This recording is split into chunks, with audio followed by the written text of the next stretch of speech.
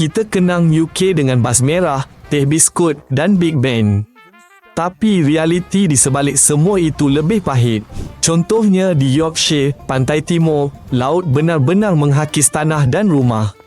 Di Holderness, pantai susut lebih semeta setahun. Tebing tanah liat lembut runtuh, ribut hakis dasar.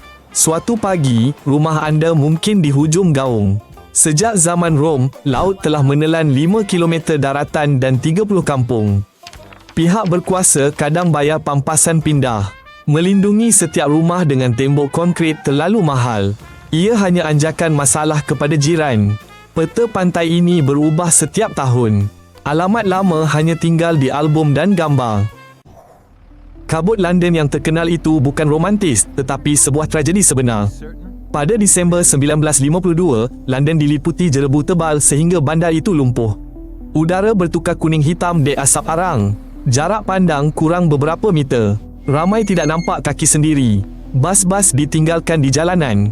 Persembahan dibatalkan, penonton tidak nampak pentas. Hospital penuh dengan pesakit sesak nafas. 5 hari mimpi ngeri itu meragut nyawa kira-kira 12,000 orang. Bencana jerebu besar ini memaksa kerajaan bertindak. Undang-undang udara bersih diluluskan. Dapur arang di bandar diharamkan, penapis kilang dipasang dan kawalan egzos diketatkan. Kini di London, denda dikenakan bagi kereta kotor. Zon rendah emisi diperluas. Jadi, mitos kabut abadi cuma gema kisah ngeri itu. Britain tiada satu dokumen pun bernama perlembagaan. Sistemnya terbentuk dari kepingan, undang-undang parlimen, keputusan mahkamah lama dan perjanjian politik berabad. Secara rasmi, Ratu melantik Perdana Menteri.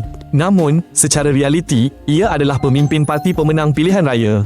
Dewan Pertuanan boleh melambatkan undang-undang baharu tetapi tidak boleh menyekat bajet. Fleksibiliti ini membantu rakyat Britain menyesuaikan diri dengan perubahan.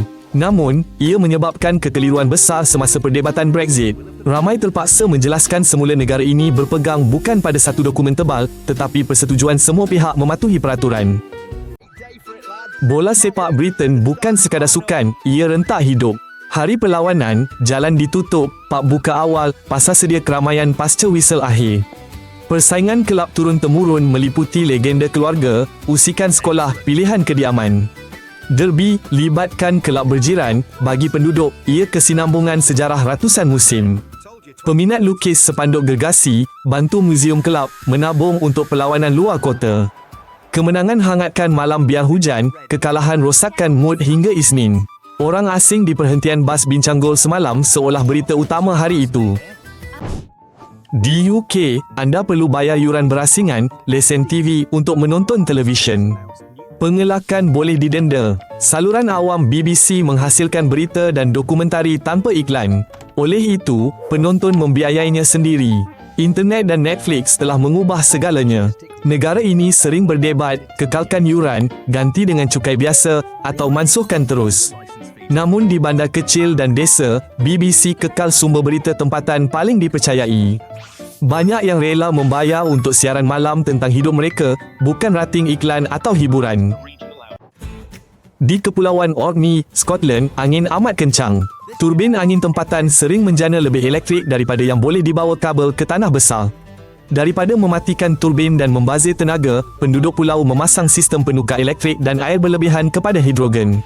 Hidrogen ini membekalkan tenaga kepada feri antara pulau dan memanaskan rumah. Wang kekal bersama penduduk tempatan kerana banyak projek adalah koperasi. Bagi kepulauan di mana ribut musim sejuk sering mengganggu jadual dan mengasingkan pulau berminggu-minggu, ini bukan sekadar eksperimen. Ia insurans sebenar yang memastikan haba dan pengangkutan terus berfungsi walaupun laut bergelora menghalang kapal. Jadi, lebihan angin dari masalah bertukar menjadi simpanan tenaga untuk waktu kecemasan. Rumah teres biasa British nampak cantik dalam gambar, tetapi di dalamnya sering sejuk pada musim sejuk. Tingkap tunggal, celah pintu, dinding nipis, semua haba keluar begitu sahaja keluar. Oleh itu, mereka terbiasa memanaskan bilik yang diduduki sahaja, menutup pintu, minum teh panas berliter-liter dan membawa pemanas mudah alih.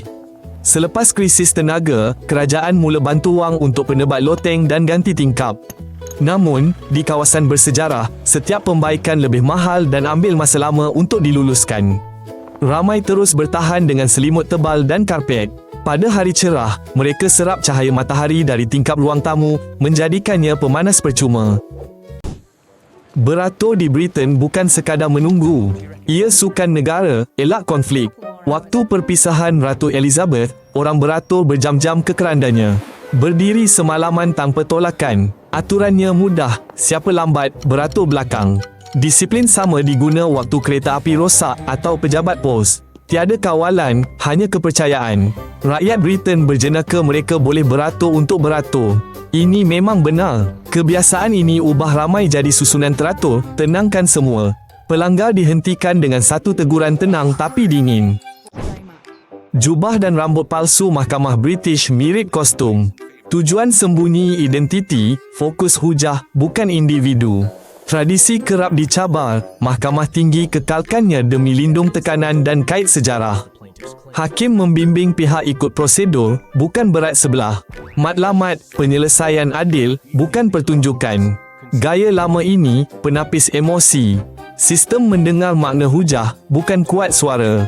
Rambut palsu berat dan panas. Ia ingatkan, perbahasan ikut peraturan, bukan siapa menjerit. Pub British bukan sekadar tempat minum bir, ia pusat hidup komuniti. Di sana, dana bola sepak dikumpul, notis kucing hilang ditampal dan orang baru diperkenalkan. Ada peraturan tak rasmi, pusingan belanja bergilir dan kuis Ahad berhadiah dari kedai daging. Banyak pub berumur lebih 100 tahun. Dindingnya dihiasi foto lama, plak. Meja tepi tingkap diwarisi bagai pusaka. Pub ialah rangkaian luar talian hidup. Berita tersebar lebih pantas dari mesej. Itulah 10 fakta UK.